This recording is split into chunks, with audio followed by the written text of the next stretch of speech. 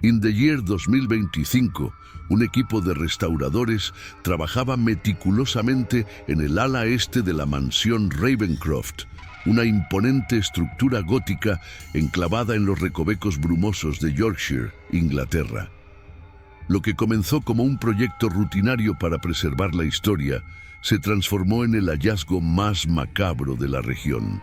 Al intentar reforzar una sección de pared en lo que se creía era un antiguo comedor, un obrero notó una anomalía en la mampostería. El cemento era inusualmente blando y la piedra resonaba hueca. Con cautela rompieron la superficie y detrás de ella se reveló un pasaje oculto que descendía hacia la oscuridad. El aire que emanaba era denso, cargado con el olor de la humedad, la tierra y algo más, algo antiguo y putrefacto. Al descender, sus luces revelaron una capilla subterránea, un espacio olvidado por el tiempo y oculto a la vista, repleto de altares de piedra, rastros de hogueras y, lo más escalofriante, restos óseos dispersos. Entre los escombros y el polvo de siglos, yacía un diario de cuero, encuadernado con herrajes de latón corroído, que pronto revelaría la horrible verdad detrás de las paredes de Ravencroft. Este canal no es para todos, y lo que estamos a punto de desvelar es una historia que ha permanecido oculta durante más de un siglo, una narrativa de horror y depravación que desafía la comprensión. Corría el año 1894. Yorkshire, en aquella época, era una tierra de contrastes marcados. Las bulliciosas ciudades industriales, como Leeds y Sheffield, prosperaban con la revolución industrial, pero las zonas rurales, especialmente las alejadas, como aquella donde se erigía la mansión Ravencroft, permanecían ancladas en un pasado más sombrío. Los valles profundos y las colinas cubiertas de brezales daban a la región una belleza austera, pero también un aislamiento profundo. Las aldeas circundantes a Ravencroft, pequeños conglomerados de casas de piedra con tejados de pizarra, vivían de la agricultura y la minería, ajenas en gran medida a los avances del siglo. La comunicación era limitada, los caminos precarios y la desconfianza hacia los forasteros una constante. En este escenario de soledad y superstición, la mansión Ravencroft se alzaba como un monumento a la grandeza gótica, pero también como un presagio de la oscuridad. La familia Ravencroft, de linaje antiguo pero fortuna menguante, había habitado la mansión durante generaciones, envuelta en un aura de misterio y excentricidad. Se rumoreaba que el último Lord, Alistair Ravencroft, era un hombre recluso, dado a estudios esotéricos y con una inclinación por la compañía de pocos elegidos. Su esposa, Lady Eleanor, era rara vez vista, y sus hijos, Thomas y Elizabeth, eran figuras casi fantasmales para los pocos sirvientes que se atrevían a permanecer en su empleo. La llegada de Alistair, tras heredar la propiedad de un tío excéntrico, marcó un cambio palpable en la atmósfera de la mansión. Antes de él, la familia Ravencroft era conocida por su reserva, pero no por su malevolencia. Con Alistair, sin embargo, una sombra más densa pareció descender sobre la propiedad. Las puertas se mantuvieron cerradas con mayor frecuencia. Los gritos de los pavos reales en los jardines se silenciaron, y el pueblo comenzó a notar una disminución gradual en el número de jóvenes que buscaban empleo en la mansión. La bruma que envolvía los páramos parecía abrazar la mansión con más fuerza, como si la propia tierra se esforzara por ocultar lo que sucedía dentro. Los pocos sirvientes que lograron escapar de su servicio en la mansión hablaban en susurros de extraños rituales nocturnos, de cánticos guturales que se filtraban desde las profundidades del edificio y de un miedo persistente que les atenazaba el alma. La aldea, aislada como estaba, era un caldo de cultivo para la desinformación y el chismorreo, y estas historias fueron inicialmente desestimadas como fantasías de mentes simples. Sin embargo, la frecuencia con la que los jóvenes del pueblo simplemente desaparecían especialmente aquellos que habían expresado su intención de buscar trabajo en Ravencroft, comenzó a encender una chispa de preocupación. Antes de que continuemos con esta perturbadora historia, tómate un momento para reflexionar sobre cómo la oscuridad puede arraigarse en lugares aislados, lejos de la luz de la civilización y la ley. La mansión Ravencroft operaba bajo una fachada de normalidad, al menos para el mundo exterior. Los escasos contactos con el pueblo se mantenían al mínimo indispensable. Los sirvientes que permanecían en la casa eran un grupo reducido y, en su mayoría, provenían de familias que habían servido a los Ravencroft durante generaciones, atados por la lealtad y a menudo por una dependencia económica que les impedía buscar otro empleo. Estos individuos se movían por la mansión como fantasmas, susurrando, evitando el contacto visual y manteniendo un silencio casi absoluto sobre las actividades de sus señores. Los primeros indicios de que algo andaba mal, más allá de la mera excentricidad, fueron sutiles. La casa, que antes era una fortaleza de orden, comenzó a desorganizarse. Manchas inexplicables aparecían en las alfombras. El mobiliario parecía estar fuera de lugar y un hedor dulzón, casi metálico, a veces flotaba en el aire, especialmente en las horas de la noche. El registro de suministros de la mansión, que en 1895 fue examinado por un proveedor de Londres, revelaba compras inusuales, grandes cantidades de incienso exótico, velas negras y metales para forja que no parecían tener un propósito doméstico. La comunidad local, acostumbrada a la reserva de los Ravencroft, tardó en reconocer estos signos como algo más que meras peculiaridades. Sin embargo, las desapariciones comenzaron a escalar. Entre 1895 y 1896 se registraron 11 personas que simplemente se desvanecieron sin dejar rastro. La mayoría eran jóvenes, algunos sirvientes de paso que habían sido contratados a través de agencias en York. Otros, niños del pueblo que se aventuraban demasiado cerca de los terrenos de la mansión, atraídos por historias de un jardín secreto o un estanque escondido. Sus perfiles eran variados. Tenemos el caso de Agnes Miller, una joven lavandera de 16 años contratada en la primavera de 1895. Su última carta a su hermana, fechada el 12 de abril de 1895, mencionaba que el trabajo era extraño, pero el pago es bueno. Luego, el silencio. También está el caso de Thomas Blackwood, un niño de 8 años que desapareció mientras jugaba cerca del límite de la propiedad en el otoño de 1896. Su madre testificó que la última vez que lo vio, estaba persiguiendo una mariposa amarilla que voló hacia el bosque colindante con la mansión. Las autoridades locales, escasas en recursos y a menudo sobornadas o intimidadas por la influencia de la familia Ravencroft, catalogaron la mayoría de estas desapariciones como fugas o accidentes. Pero la persistencia de los eventos comenzó a corroer la indiferencia oficial. El diario de Lady Eleanor, hallado en 2025, es escalofriante en sus implicaciones. Las entradas, escritas con una caligrafía cada vez más temblorosa, revelan una mujer atrapada en una pesadilla. El 3 de agosto de 1895, ella escribió: «El aire de la noche está cada vez más denso. Los lamentos se mezclan con el viento. No puedo soportar el sonido del gong. Alistair dice que es necesario. ¿Por qué?». Esta entrada, junto con otras que mencionan el templo y la ofrenda, comenzó a pintar un cuadro de depravación inimaginable. Lady Eleanor describe en su diario la llegada de una joven llamada Isabel, una criada contratada en el invierno de 1896. Eleanor anota su belleza y su gentileza, pero las entradas posteriores se vuelven más ominosas, culminando el 17 de febrero de 1897 con una línea perturbadora. Isabel no está. Alistair la ha llevado al templo. Rezo por su alma.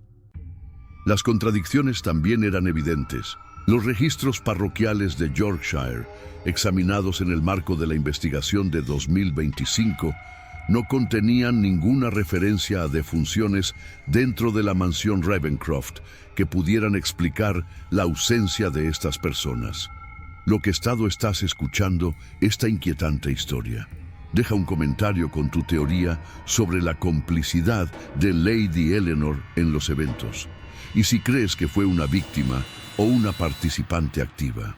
El evento catalizador que finalmente desencadenaría una investigación más seria llegó en el verano de 1897. El reverendo Elias Finch, un clérigo de una parroquia vecina conocida por su rectitud y su tenacidad, se inquietó por la creciente cantidad de niños desaparecidos. A diferencia de las autoridades locales, Finch no se dejó intimidar por el nombre de Ravencroft. Había conocido a varios de los niños desaparecidos a través de su escuela dominical, y la desesperación de sus padres lo impulsó a actuar. La desaparición de la pequeña Emily Carter, de solo 7 años, vista por última vez recogiendo moras cerca del límite de la propiedad de Ravencroft el 14 de junio de 1897, fue la gota que colmó el vaso para Finch.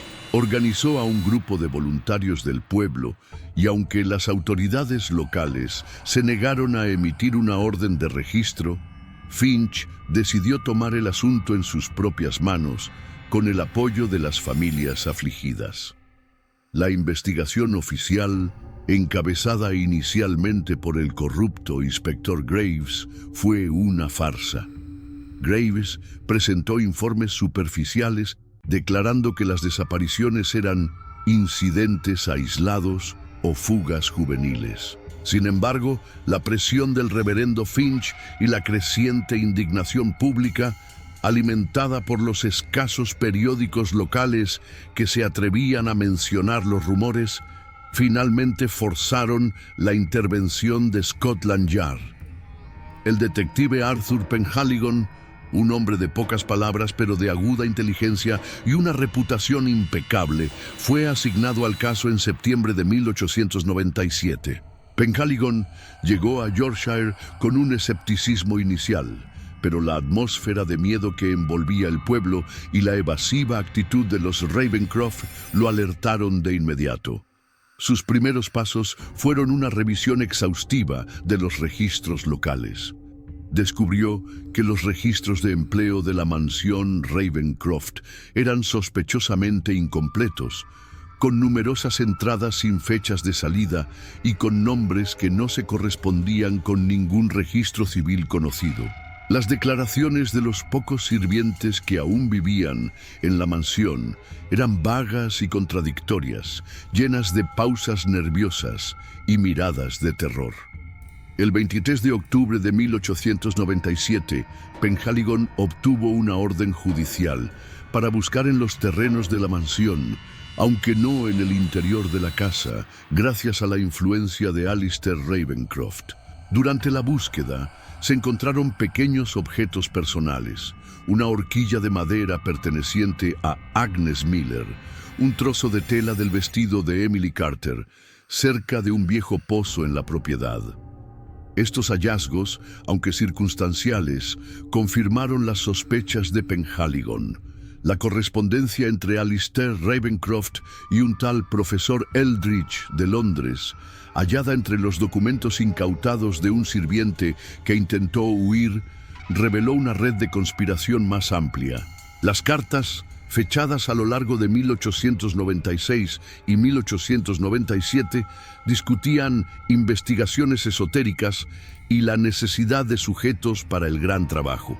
La correspondencia se refería a los sujetos como especímenes y detallaba ciertas preferencias en cuanto a edad y constitución física, lo que hacía que el estómago de Penhaligon se revolviera. Una de las cartas, fechada el 12 de marzo de 1897, contenía una frase particularmente inquietante. La cosecha de este mes es prometedora. Los espíritus están receptivos. Esta fue la primera pista directa de que los Ravencroft no solo estaban involucrados en desapariciones, sino en algo mucho más oscuro y ritualista. La información filtrada por el reverendo Finch a un periódico de Londres, el Daily Chronicle, el 15 de noviembre de 1897, forzó la mano de las autoridades. El artículo, titulado "El misterio de la mansión Ravencroft, desapariciones en la oscuridad de Yorkshire", exponía las irregularidades de la investigación inicial y la creciente preocupación por el destino de los desaparecidos. La presión pública crecía. Penhaligon, ahora con más apoyo, entrevistó a un ex jardinero de la mansión, un hombre llamado John Davies, que había sido despedido hacía un año por insubordinación. Davies, aterrorizado, finalmente confesó haber visto a Alistair Ravencroft y a su hijo Thomas llevar a personas, a menudo cubiertas con sacos, hacia un área remota del ala este de la mansión, cerca de lo que él describió como una puerta oculta en el suelo. Su testimonio, el 2 de diciembre de 1897, fue crucial. Davies también habló de un olor inusual que a veces salía de la mansión, que él describía como carne quemada y algo dulce, como incienso viejo. La lentitud de la justicia, la reticencia de los habitantes a hablar y los intentos de Alistair Ravencroft de sobornar y silenciar la investigación hicieron que el proceso fuera una agonía. Pero Penhaligon era incansable. El 18 de diciembre de 1897, basándose en el testimonio de Davies y las inconsistencias de los Ravencroft, finalmente se emitió una orden de registro completa para la mansión. Esta vez, Penhaligon tenía el control, lo que se reveló el 19 de diciembre de 1897, cuando las autoridades finalmente irrumpieron en la mansión Ravencroft. Conmocionaría incluso a los investigadores más endurecidos. La búsqueda inicial no arrojó pruebas evidentes de crímenes, solo la opulencia y el desorden de una familia en decadencia. Sin embargo, Penhaligon recordó la mención de John Davies sobre una puerta oculta. Después de varias horas de búsqueda exhaustiva en el ala este, en una biblioteca revestida de roble, un detective notó una sección de estantería que parecía ligeramente desalineada. Al moverla, reveló un mecanismo oculto que abría una sección de la pared, dejando al descubierto una escalera secreta que descendía hacia la oscuridad. El hedor, descrito por Davies, ahora era insoportable. Al descender, las linternas revelaron la capilla subterránea. Era un espectáculo de horror gótico. Altares de piedra manchados con lo que parecía sangre seca, marcas de quemaduras en el suelo y, lo más espantoso, restos humanos esparcidos. Los huesos estaban parcialmente calcinados. Algunos parecían haber sido desmembrados. Había símbolos extraños grabados en las paredes, glifos que Penhaligon no reconoció, pero que parecían representar figuras antropomórficas y estrellas. Los métodos de los Ravencroft se hicieron horriblemente claros. Los diarios, escritos por Alistair y Lady Eleanor, detallaban los rituales con una frialdad escalofriante. Alistair describía la purificación por el fuego y la ofrenda de la carne como medios para alcanzar un estado de conocimiento superior y para apaciguar a los antiguos. El ritual implicaba el uso de narcóticos para someter a las víctimas, seguidos de desmembramiento ritual y la quema de los restos en los altares. Los registros meticulosos de Alistair listaban 23 víctimas, sus nombres, fechas de captura y sacrificio. Entre ellos se encontraban los nombres de Agnes Miller, Thomas Blackwood y Emily Carter.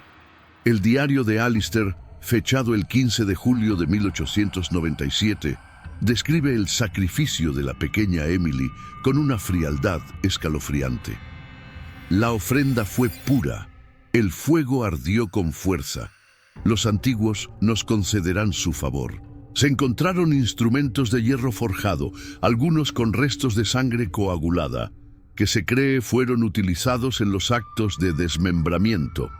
También se descubrió un horno de piedra, disfrazado como un simple hogar, que se utilizaba para la cremación de los restos más grandes, una explicación a los rastros de hollín y el fuerte olor a quemado que a veces se sentía en la mansión. Las revelaciones continuaron. En una cámara adyacente a la capilla se encontró una serie de jaulas de hierro, algunas lo suficientemente grandes como para contener a un adulto, otras más pequeñas. Había cadenas y grilletes oxidados, y el suelo estaba cubierto de paja y excrementos. Esto sugería que las víctimas eran mantenidas cautivas antes de su final acto. Los exámenes forenses de los restos recuperados, aunque primitivos para la época, confirmaron que las víctimas habían sufrido un severo tratamiento antes de pasar de esta vida. Se encontraron fracturas óseas, marcas de ataduras y signos de asfixia en algunos de los fragmentos. Un médico forense, el Dr. Charles Peterson, testificó que las heridas eran consistentes con un proceso prolongado de sufrimiento. Los informes médicos confirmaron que las víctimas variaban en edad desde niños pequeños hasta adultos jóvenes. Los restos de Agnes Miller y Emily Carter fueron identificados gracias a fragmentos de ADN mitocondrial, un avance revolucionario para la época, comparado con muestras de pelo encontradas en sus hogares. Las pruebas apuntaban a un patrón de sacrificios mensuales, con una mayor frecuencia durante ciertos periodos lunares, lo que coincidía con las fechas anotadas en el diario de Alistair. Se descubrió que Lady Eleanor Ravencroft no solo era consciente de los crímenes, sino que, según las últimas entradas de su diario, participaba activamente en ellos. Una entrada del 20 de septiembre de 1897 detalla su alegría al presenciar la trascendencia de un ritual. Su diario era una ventana a una mente que había descendido a la locura, o quizás que siempre había albergado una oscuridad latente. Ella describía cómo ayudaba a su esposo a preparar a las víctimas, a menudo drogándolas con infusiones. El hijo, Thomas Ravencroft, también fue implicado, aunque su participación parecía ser más la de un acólito que la de un instigador, realizando las tareas más laboriosas y brutales bajo la dirección de su padre. La hija, Elizabeth, permanecía un misterio. Su nombre no aparecía en los diarios y no se encontró evidencia de su participación directa, lo que llevó a Penhaligon a creer que quizás había sido mantenida al margen o incluso confinada. En una carta sin fecha, hallada entre las pertenencias de Alistair, dirigida a querida Elizabeth, él escribía: «Tu sensibilidad te impide comprender la gran verdad. Permanece en tu torre, lejos de las verdades necesarias». Esto sugería que Elizabeth podría haber estado recluida, ajena o quizás en un estado de negación. Lo que se descubrió en la mansión Ravencroft era una prueba irrefutable de crímenes atroces. Una red de horrores que había operado bajo la nariz de una sociedad ajena, protegida por el aislamiento y la influencia de una familia depravada. Las consecuencias del descubrimiento en la mansión Ravencroft fueron sísmicas. Alistair y Lady Eleanor Ravencroft fueron arrestados en la mañana del 19 de diciembre de 1897. Thomas Ravencroft fue capturado intentando huir por los terrenos de la mansión. La noticia se extendió como un reguero de pólvora por toda Inglaterra, apareciendo en los titulares de todos los periódicos. El Daily Chronicle dedicó su edición completa al horror de Ravencroft. Los juicios, que se llevaron a cabo en York en la primavera de 1898, fueron sensacionales y brutalmente gráficos. El fiscal, un joven y ambicioso Robert Caldwell, presentó las pruebas con una elocuencia escalofriante. Los diarios de Alistair y Lady Eleanor fueron leídos en voz alta, causando que muchos en la sala de audiencias cayeran enfermos. Los testimonios de los detectives, del doctor Peterson y del reverendo Finch pintaron un cuadro de una maldad incomprensible. Alistair Ravencroft se mostró impenitente hasta el final. Su defensa argumentó locura, alegando que sus actos eran el resultado de una mente desquiciada, obsesionada con sectas esotéricas. Sin embargo, su capacidad para planificar, ejecutar y ocultar los crímenes, tal como lo demostraron los diarios, convenció al jurado de su cordura y su culpabilidad. Lady Eleanor, por su parte, alternaba entre el mutismo y estallidos histéricos, afirmando ser una elegida y que sus acciones eran para un bien mayor. Sus abogados también buscaron una declaración de locura, pero su complicidad activa, detallada en su propio diario, selló su destino. Thomas Ravencroft, más joven y visiblemente aterrorizado, intentó distanciarse de los actos de sus padres, alegando que había sido forzado. Sin embargo, el testimonio de John Davis y las pruebas de su participación física en los finales actos lo condenaron. La sentencia llegó el 23 de mayo de 1898. Alistair y Lady Eleanor Ravencroft fueron declarados culpables de 23 cargos de fatal crimen y condenados a la horca. Su ejecución tuvo lugar en la prisión de York el 1 de julio de 1898, ante una multitud furiosa. Thomas Ravencroft, debido a su edad y el argumento de coerción, fue condenado a cadena perpetua con trabajos forzados, una sentencia severa para la época.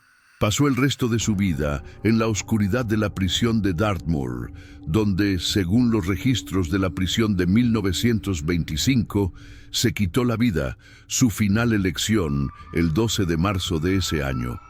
La hermana, Elizabeth Ravencroft, fue encontrada en un estado catatónico, confinada en una habitación en la torre de la mansión. No se encontró ninguna evidencia de su participación en los crímenes. Fue internada en un asilo psiquiátrico, donde vivió el resto de su vida, nunca recuperándose de la experiencia. La mansión Ravencroft fue declarada propiedad del Estado, y los intentos de venderla fracasaron debido a su macabra reputación. Durante años permaneció abandonada, un monumento sombrío a los horrores que había albergado. Las historias de sus fantasmas y susurros de la noche se convirtieron en leyendas locales, disuadiendo a cualquiera de acercarse demasiado. El eco de los crímenes de Ravencroft perdura hasta el día de hoy. El legado de la familia Ravencroft es un recordatorio escalofriante de la depravación humana y de cómo el aislamiento puede incubar la oscuridad más profunda. La revelación de la capilla subterránea en 2025, con sus altares profanados y sus restos chamuscados, no solo confirmó los horrores de hace un siglo, sino que también desenterró un capítulo de la historia que muchos hubieran preferido dejar enterrado. Las pruebas físicas, los diarios y los testimonios, aunque antiguos, hablan de una verdad innegable. Hoy, la mansión sigue en proceso de restauración, su historia oscura ahora inextricablemente ligada a su arquitectura.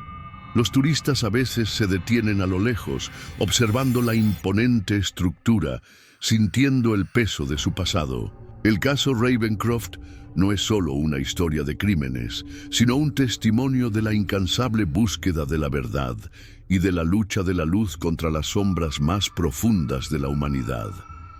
Es un eco que resuena, una advertencia, una historia que nos obliga a mirar la oscuridad directamente a los ojos. ¿Qué piensas de la historia de los Ravencroft? Deja un comentario con tu teoría sobre la naturaleza de la locura de Alistair y Lady Eleanor.